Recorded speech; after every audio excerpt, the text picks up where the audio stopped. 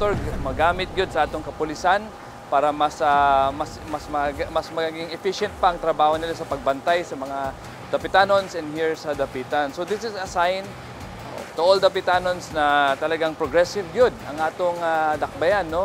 And sa inyong nakita, very mobile na ang atong mga kapulisan and naana sila magamit, no?